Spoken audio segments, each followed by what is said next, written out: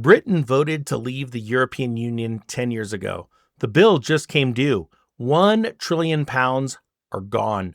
4% of long run output has been erased. Here's the full history of what economic self isolation actually costs, and three of the same markets or markers that are measurable in America right now.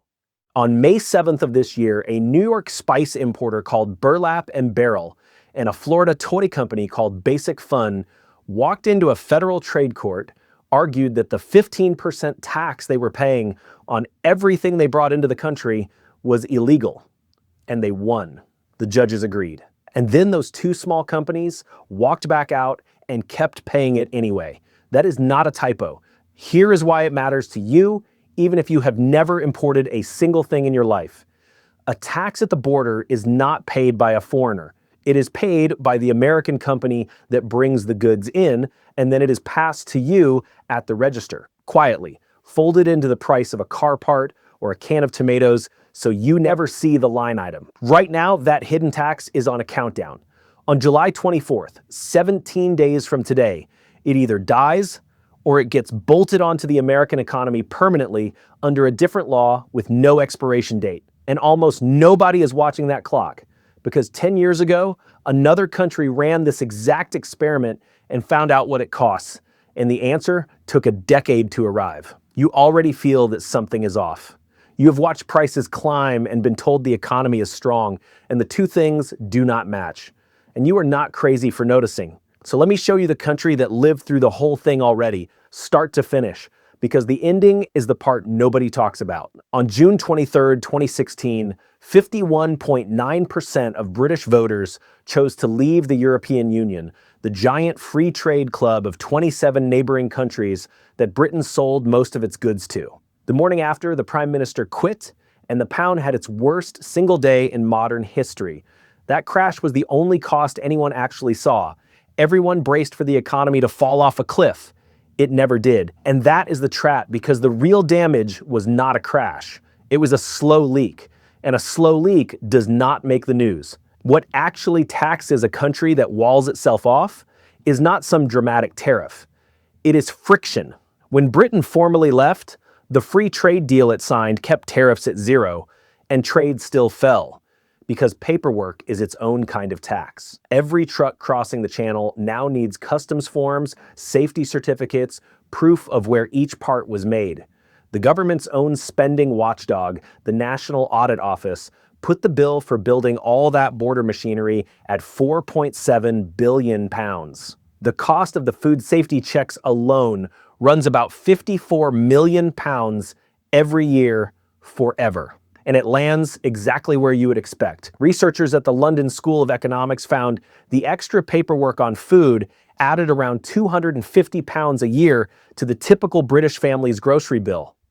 Nobody voted for a £250 grocery surcharge. They voted for a slogan, and the surcharge came in the mail anyway. Then there is the part that does the deepest damage, and it is invisible. When a business cannot predict the rules, it stops building. It does not announce a crisis. It just quietly does not open the new factory. The economists have a clever way to measure that. They built a synthetic Britain, a computer model of the country that stayed. It just quietly does not open the new factory. Economists have a clever way to measure that. They built a synthetic Britain, a computer model of the country that stayed stitched together from 22 similar economies. And then they compared the real Britain to its imaginary twin. The twin pulled ahead. Real British investment came in almost 14% lower than the version that never left. By the middle of 2022, the real economy was more than 5% smaller than its twin.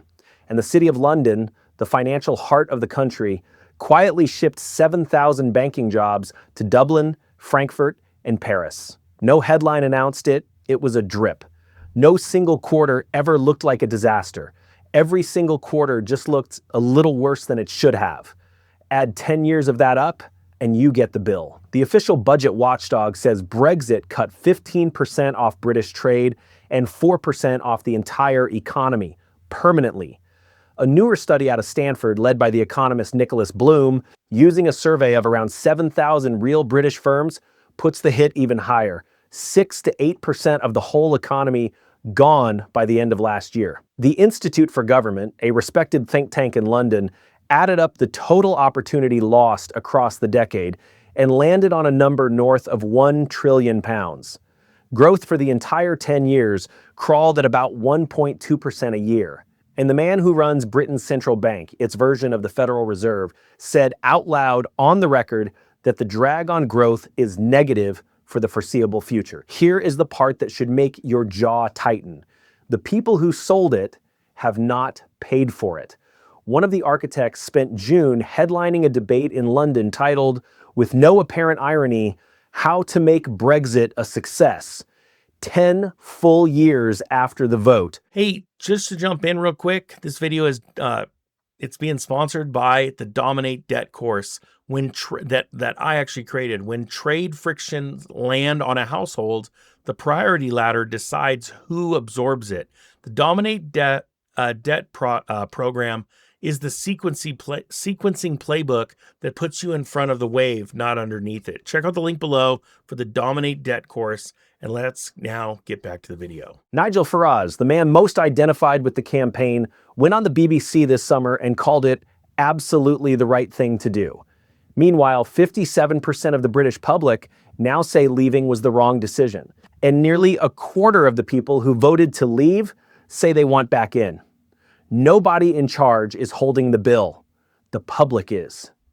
Now turn around and look at your own country, because the machine is already installed here. In 2025, America launched the broadest set of tariffs since the 1930s. In February of this year, the Supreme Court looked at the core of it and ruled it illegal, 6-3. And within hours, the same afternoon, the White House reimposed a flat 15% tax on nearly everything the country imports using a different, older law called Section 122.